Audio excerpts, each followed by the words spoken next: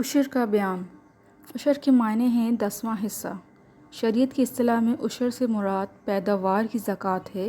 بعض زمینوں میں پیداوار کا 10واں حصہ اور بعض زمینوں میں پیداوار کا 20واں حصہ ہوتا ہے۔ عشر کا شرعی حکم۔ قرآن مجید میں اللہ تعالیٰ کا ارشاد باری تعالیٰ ہے سورہ بقرہ کی آیت نمبر 267 میں، اے ایمان والو، راہ خدا میں بہترین حصہ خرچ کرو اور اپنی کمائی میں سے اور اس میں سے جو ہم نے تمہارے لیے زمین سے نکالا۔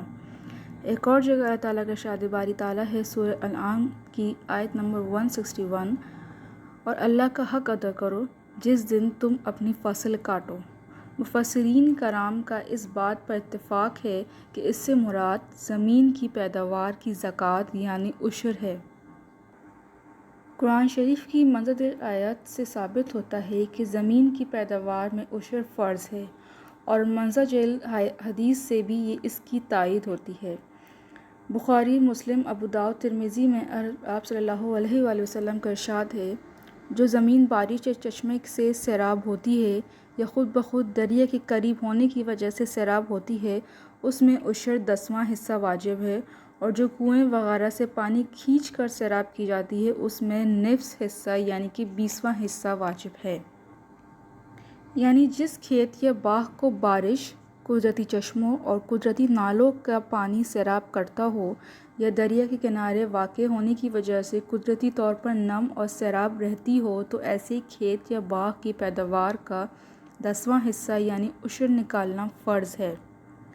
اور جو کھیت یا باغ آبشاہی کے منصوبے ذرائع یعنی مثلاً کنویں، ٹیوب ویل یا ریت کی اور سرکاری نہر وغیرہ سے سیراب کیے جاتے ہوں، ایسے کھیت یا باغ کی پیداوار کا 20واں حصہ یعنی نصف عشر نکالنا فرض ہے۔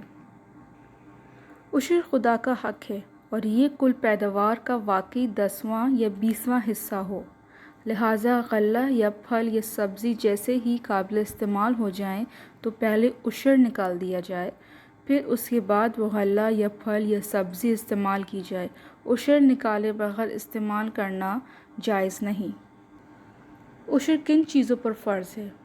زمین کی ہر پیداوار پر عشر فرض ہے، ان پیداوار پر بھی جو ذخیرہ کر کے رکھی جا سکتی ہیں، مثلاً غلہ، سرسوں، تیل، مونگ پھلی، گنا، کھجور، خشک میوہ جات، اور ان پیداوار پر بھی جو ذخیرہ کر کے نہیں رکھی جا سکتی، جیسے سبزیاں، ترکاریاں، ککڑی، کھیرا، گاجر، مولی، شلجم، تربوز، خربوزہ، لیموں، سنترا، امرود، مالٹا اور ہم لوگ جامن وغیرہ جیسی شہد پر بھی عشر واجب ہے۔ عشر کے مسائل۔ عشر یعنی کہ 10واں حصہ کل پیداوار کا وصول کیا جائے گا۔ عشر ادا کرنے کے بعد باقی پیداوار سے ہل، بیل، سنجائی، نگرانی وغیرہ کے مصارف اخراجات ادا کیے جائیں گے۔ مثلاً کھیت میں اگر 20 کلوگرام غلہ پیدا ہوا ہے تو پہلے 2 کلوگرام غلہ عشر کا ادا کیا جائے گا، پھر اس میں سے باقی ماندہ جو 18 کلوگرام غلے سے کھیتی باڑی کے اخراجات ادا کیے جائیں گے۔ پیداوار جس وقت قابل استعمال ہو جائے اسی وقت اس پر عشر فرض واجب ہو جاتا ہے۔ مثلاً چنا، مکئی، آم وغیرہ پکنے سے پہلے ہی استعمال ہونے لگتے ہیں، لہٰذا اسی وقت جتنی پیداوار ہے اس کا عشر کا 10واں حصہ نکالنا ہوگا۔ عشر نکالنے سے پہلے پیداوار کا استعمال کرنا جائز نہیں۔ اگر کوئی شخص اپنی کھیتی یا باغ جس پہ پھل آ چکا ہے پکنے سے پہلے ہی فروخت کر ڈالے تو عشر خریدار کے ذمہ فرض ہے، اور اگر پھل پکنے کے بعد فروخت کیا جائے تو عشر بیچنے والے کے ذمہ فرض ہوگا۔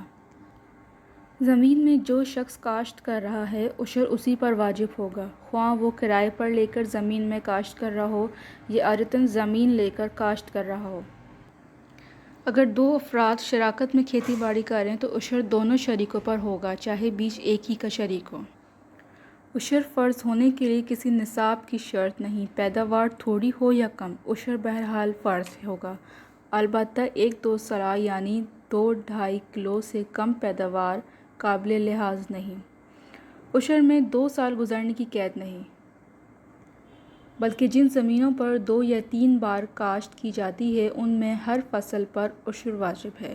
نابالغ بچے اور کم عقل دیوانی کی پیداوار میں پیش عشر فرض ہے۔